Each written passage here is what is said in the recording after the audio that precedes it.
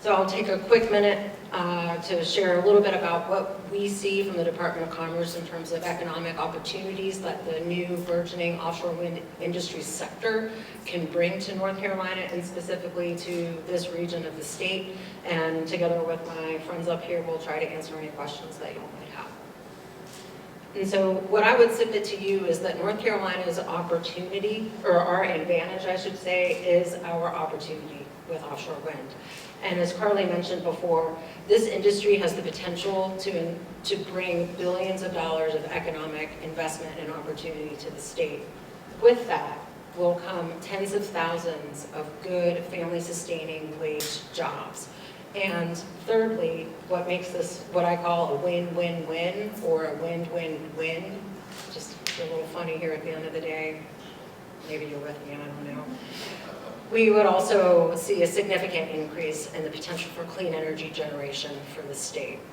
Next slide, please. And so what we see at Commerce is how do we match this potential with the offshore wind industry supply chain. Now, Carly mentioned the size of the components that go into these massive structures. On the far left, we have a casting or a molding for what would become a blade, and you can see the gentleman standing inside of it. So that's just one half of it, and it is, roughly twice his height. In the middle, we have one of the pieces of a tower, and then on the far right is a nacelle, the turbine itself, where the power is collected and generated. And you can see just the massive size of these. 8,000 pieces and parts are fabricated and made and produced somewhere to get made into these larger pieces. And while we might not be making these larger pieces right here on the coast, they require sea access, easy access to open water. North Carolina has an amazing manufacturing industry. We are the best in terms of manufacturing GDP on the Atlantic coast. We rank 5th in the country, and we have nearly 470,000 North Carolinians who work in manufacturing right now. And so we can very easily, if we're strategic and intentional, pivot ourselves into supporting the growth of this industry right here in North Carolina right now.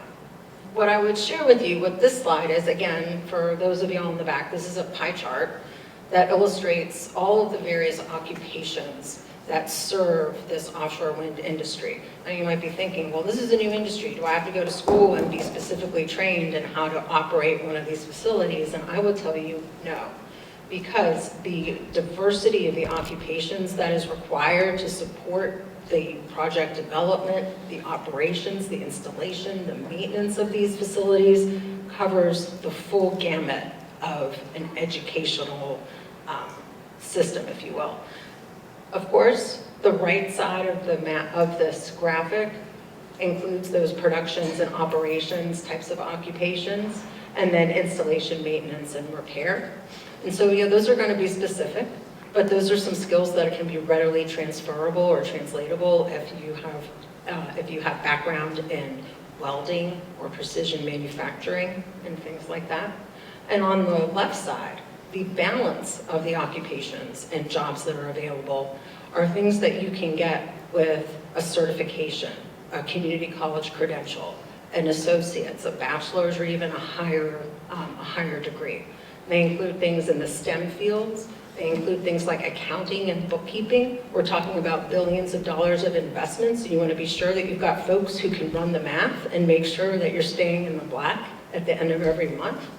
You've got folks who are in engineering and transportation and moving materials. So if you're really interested in logistics and how things get where they need to be on time, that's where you can work. And then other things like management and other business and sales marketing occupations. And so this really is an all of economy type of industry that we can feed into. Next slide, please. And here at BCC, there are some amazing programs that can readily train young folks or folks who are looking to transition. Maybe they're getting ready to retire from the military, or they're transitioning from one from one career into something new, and when they see offshore wind as a burgeoning opportunity. There are several programs just here at BCC, and BCC is just one of 58 system community colleges that are available across the state with programs similar to these that are available to train folks to join the industry as it's growing right now. And then this picture, this is a map that is centered on this location where we're sitting right now. You can see those stars represent companies that have self-identified in either our state's Offshore Wind Supply Chain Registry or through Southeastern Wind Coalition's Supply Chain Registry that are already serving the wind industry. Now, they might be in galvanized steel, they might be in electrical energy equipment or heavy-duty assembly, engineering consulting firms, resins and fibers, research tech. These are just 12 companies that have self-identified within this area, and that doesn't include all of the existing manufacturing and other types of companies that are already out here who just might not be aware of or familiar with the fact that this industry is heading our direction. Next slide, please. So what are we doing at Commerce to try to seize this opportunity that is coming? $100 billion potential investment available to North Carolina right now. Well, in 2021, Governor Cooper signed Executive Order 218, which directed the Department of Commerce to stand up this NCTOWERS task force, the North Carolina Task Force for Offshore Wind Economic Resource Strategies. And as a part of this task force, we at Commerce are directed to identify the best strategies and mechanisms by which North Carolina could take advantage of the growth of this industry that's happening right now in our state and across the country. If BOEM is going to be going through the effort to responsibly permit and authorize the development of the projects off our coast, we at Commerce want to do our level best to drive every opportunity into North Carolina for the benefit of North Carolinians by helping them find good wage-sustaining jobs, family-sustaining wage jobs, growth and opportunities for folks to stay in their communities, diversify job opportunities in communities, and provide for economic mobility for all of North Carolina, from the coast to the mountains. NCTOWERS is broken down into four subject subcommittees because there's a lot of work to do for us to seize this opportunity.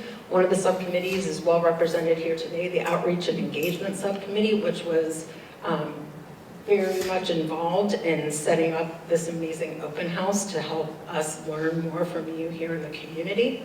We have three other subcommittees. One is devoted to workforce training and education that's going to be required for us to help train and educate the new workers who are going to be coming into this industry.